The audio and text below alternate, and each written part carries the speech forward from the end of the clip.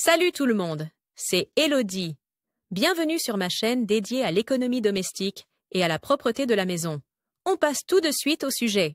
Dès l'arrivée du premier enfant, la quantité de vêtements pour enfants semble doubler chaque nuit. Et avec des frères et sœurs, le chaos ne fait qu'augmenter et devient encore plus difficile à gérer. Car s'il y a bien une chose dont les enfants ne peuvent se passer, c'est de grandir. En tant que parents, on a l'impression de passer constamment du temps à organiser les vêtements des enfants, car la plupart du temps, un mélange hétéroclite de vêtements trop grands, trop petits, cassés, non portés et perdus vit dans l'armoire, ou même devant. Nous ne le savons que trop bien. C'est pourquoi nous avons réuni ici pour toi comment organiser tes vêtements et comment les trier selon les conseils de Marie Kondo. Les étiquettes sont la cerise sur le gâteau de l'organisation des vêtements pour enfants. Avec des étiquettes pour l'armoire, tu peux aider tes enfants à maintenir l'ordre. Et même les enfants plus âgés ou d'autres parents peuvent s'y retrouver dans le système des caisses et participer. Trier correctement, avec les conseils de Marie Kondo. Les conseils de Marie Kondo pour le tri concernent surtout le sentiment qu'un objet suscite en toi. S'il suscite de la joie, comme un vêtement préféré,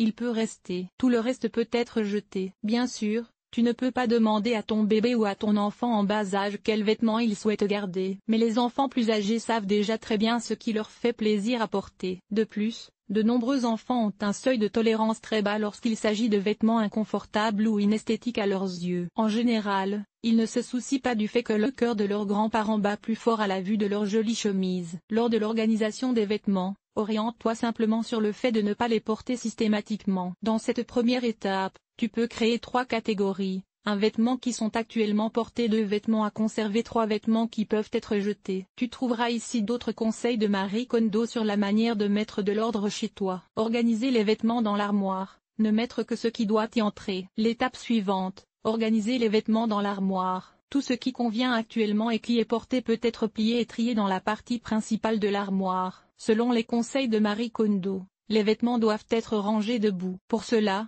tu plies tous les vêtements d'une catégorie en paquets de taille égale et tu les places verticalement dans un tiroir ou une boîte ouverte. L'avantage est que chaque pièce peut être facilement retirée sans qu'il soit nécessaire de démonter toute la pile. S'il y a encore de la place dans l'armoire, un compartiment séparé ou un tiroir peut également contenir les vêtements appropriés pour la prochaine saison. Ainsi, tu as tous les vêtements qui te conviennent actuellement au même endroit. Le reste de la chambre d'enfant semble-t-il impossible à côté de l'armoire bien rangée? Tu trouveras ici de bons conseils pour une chambre d'enfant bien rangée. Nous arrivons à la dernière phase du projet: organiser les vêtements d'enfant. Les vêtements qui peuvent être jetés, qu'ils aillent à la collecte de vêtements usagés ou qu'ils soient destinés à l'enfant du voisin.